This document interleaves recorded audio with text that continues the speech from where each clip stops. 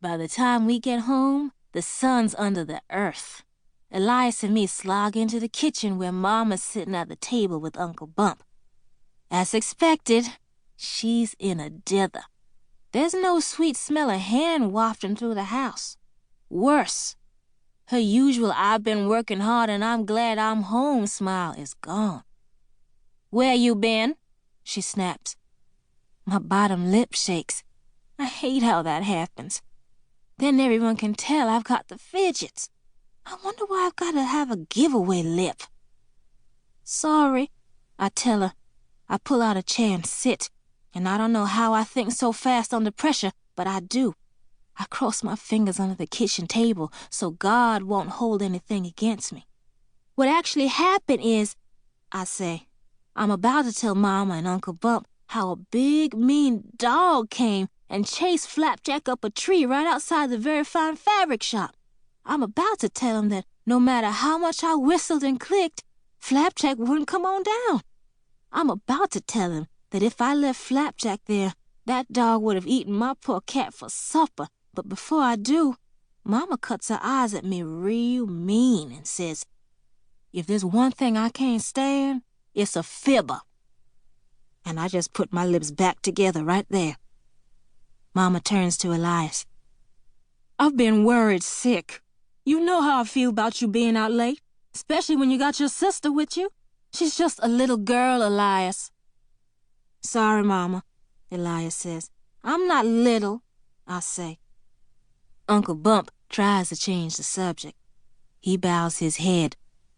"Thank you, Lord, for the food you placed before us," he says.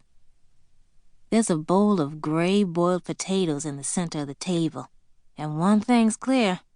They sure aren't hen. Mama probably fixed up the hen so good that the Tate family ate it all, and there wasn't any left to bring home. "This looks delicious," Elias says. He spears a potato with his fork. But Mama, she yanks that fork full of potato right out of my brother's hand. "I don't want to see no one eating till I get an explanation." The fork trembles in Mama's hand because she's so worried and mad. Being worried and mad is like biscuits and gravy for Mama. The two just go together. "We were picking out dye for Addie Ann when we run into someone to talk to," Elias says. "It was real important." But Mama doesn't see it that way, not at all. She points her potato fork at my brother, then at me. When I send my kids over to the white side, I don't expect them to come through that door after the sun is set. Mama's so angry, she doesn't even ask what color dye I have in my sack. Now, who is so important to talk to when it's already getting dark? "It was just Bessie," Elias says. "She was working at the shop. We got to talking about Medgar Evers and—" It seems Mama's heard the news, too. She sits down her potato fork, closes her weary eyes, and starts praying for the dead man's soul. But her prayers sound more like complaining. "Dear Lord," she says, "that Medgar didn't deserve to die. He been stirring up trouble, trying to get them schools mixed up, colored and white as they should, and he been helping sign up Negro voters, Lord. 'Cause don't every person supposed to have a voice in these United States?" What's so special about the vote? Mama always carries on about it, but what difference could one of her votes make anyway? Well, one thing's clear. She thinks Medgar Evers' work to help Negroes vote is more important than eating dinner while it's hot. Now Mama shakes her head like she just can't believe this Medgar guy's dead and gone.